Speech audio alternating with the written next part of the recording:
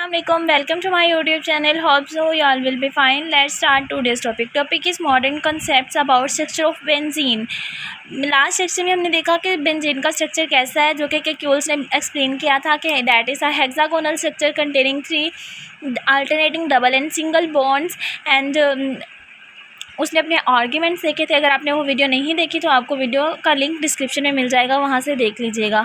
Let's start today's topic. आज के topic में हमने बेंजीन के अंदर एटॉमिक ऑर्बिटल्स को देखना है। मीन के एटॉमिक ऑर्बिटल की हाइब्रिडाइजेशन किस तरह से है बेंजीन में।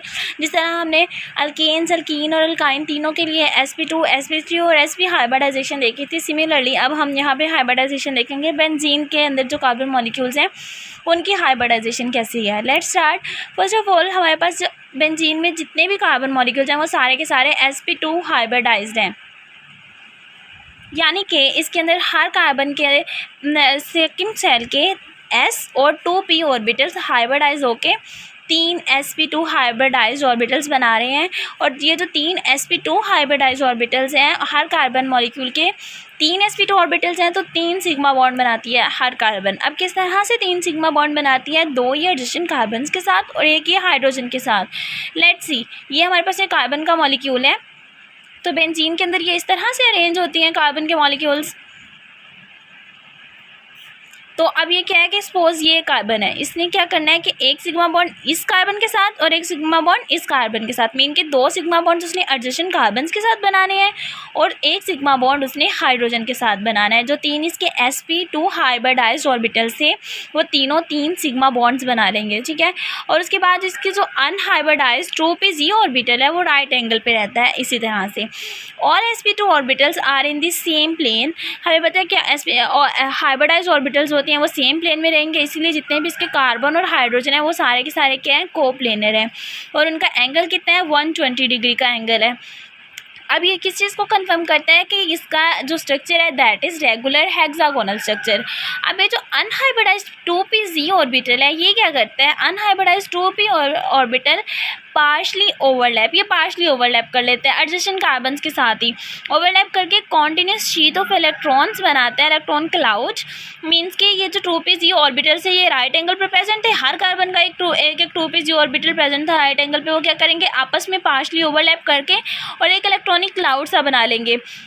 अब ये जो इलेक्ट्रॉनिक क्लाउड बनता है ये एक्चुअली में जो 6 कार्बन के सिग्मा बॉन्ड्स बन रहे थे ना, 6 कार्बन्स के सिग्मा बॉन्ड, हर कार्बन ने 3-3 सिग्मा बॉन्ड बनाए हुए थे, उनसे जो सिग्मा फ्रेमवर्क बन रहा था उसके अबव और बिलो दोनों जगह पे एक इलेक्ट्रॉनिक क्लाउड बना लेते हैं। ये इलेक्ट्रॉनिक क्लाउड 2p ऑर्बिटल्स का बन रहा है जो कि अनहाइब्रिडाइज थे और पार्शली ओवरलैप करते हैं। ये 2p orbitals of adjacent carbon atom आपस में ओवरलैप करेंगे और जिसकी वजह से क्या होगा कि ये डिफ्यूज और डीलोकलाइज्ड इलेक्ट्रॉनिक क्लाउड। से स्ट्रक्चर किस तरह से अरेंज होते हैं। ये हमारे पास ये कार्बन है, इस कार्बन ने क्या किया कि ये जो इसके हाइब्रिडाइज्ड ऑर्बिटल थे ये इसने एक इस कार्बन के साथ सिग्मा बॉन्ड बनाया, एक इसके साथ और एक इस हाइड्रोजन के साथ। सिमिलरली सारे कार्बन्स ने एक एडजेसेंट कार्बन के साथ सिग्मा बॉन्ड बनाना है और एक हाइड्रोजन के साथ बना लेना है। इस तरह से ये एक सिग्मा फ्रेमवर्क बना लेती हैं बेंजीन का, जिसमें 6 के 6 कार्बन्स 3-3 सिग्मा बॉन्ड्स बना रही हैं। अब इस स्ट्रक्चर में क्या है कि ये हमारे पास 6 कार्बन है, हर कार्बन का एक ये जो अनहाइब्रिडाइज्ड 2p ऑर्बिटल था ना वो हमारे पास 6 कॉर्नर्स में शो हो रहा है, ठीक है। मीन के ये इस तरह से उनके सिग्मा बॉन्ड्स के राइट एंगल पर प्रेजेंट होते हैं अनहाइब्रिडाइज्ड 2 ऑर्बिटल्स।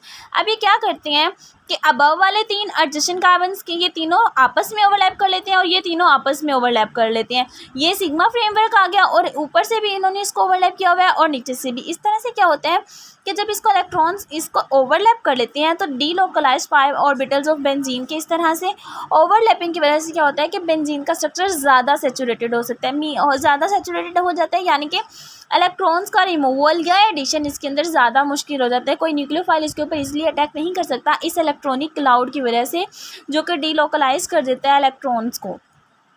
ये था हमारे पास atomic orbital of benzene. Hope so आपको वीडियो पसंद आई होगी। अगर वीडियो पसंद आई है तो लाइक और सब्सक्राइब करना मत भूलिएगा। मिलते हैं नेक्स्ट वीडियो में, तब तक के लिए अपना बहुत ख्याल रखिएगा। अल्लाह हाफिज़। Thank you so much.